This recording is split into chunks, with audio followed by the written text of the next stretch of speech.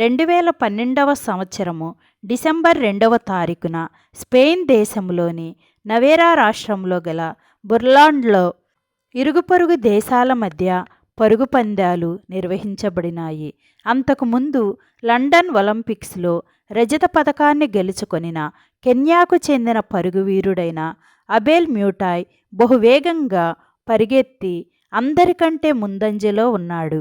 అయితే అతడు లక్ష్యపు గీత విషయంలో కొంచెము గందరగోళానికి గురి అయి కొంచెము ముందున్న గీత దగ్గర ఆగిపోయాడు. అతడు అదే లక్ష్యపు గీత అనుకున్నాడు. అయితే అతని వెనుక స్పెయిన్ దేశానికి చెందిన పరుగువీరుడైన ఇవాన్ ఫెర్నాండెజ్ పరిగెత్తుతున్నాడు. విషయాన్ని గమనించిన ఫెర్నాండెజ్, నీవింకా లక్ష్యాన్ని చేరుకోలేదు, పరిగెత్తు అని స్పానిష్ భాషలో అరిచాడు. అబేల్కి స్పానిష్ భాష రాదు కాబట్టి అతనికేమీ అర్థము కాక అలాగే నిలిచుండిపోయాడు. ఫెర్నాండెజ్ సైగలు చేశాడు. అయినను ప్రయోజనము లేకపోయింది. చివరికి చేసేదేమీ లేక ఫెర్నాండెజ్ అతన్ని సమీపించి అతన్ని ముందుకు నెట్టి తనకంటే ముందు లక్ష్యాన్ని చేరుకునేటట్లు చేశాడు. అబేల్ మొదటి స్థానంలో నిలిచినాడు. ఆ మైదానంలో చప్పట్లతో మారుమ్రోగిపోయింది.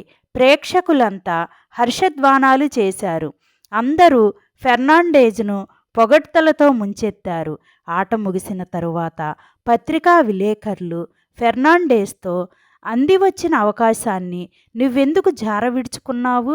నీవు అబేల్ని దాటి వెళ్ళి మొదటి బహుమతిని గెలుచుకోవచ్చు కదా అన్నారు. అందుకు ఫెర్నాండెజ్, నిజాయితీగా చెప్పాలంటే అబెల్ మ్యూటాయే మొదటి స్థానానికి అర్హుడు. అతడు తెలియక కలవరపడి ఆగిపోయాడు.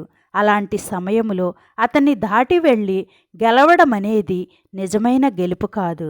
అలాంటి విజయము ఒక విజయమా? అలాంటి విజయాన్ని చూచి నా తల్లి హర్షించగలదా అన్నాడు.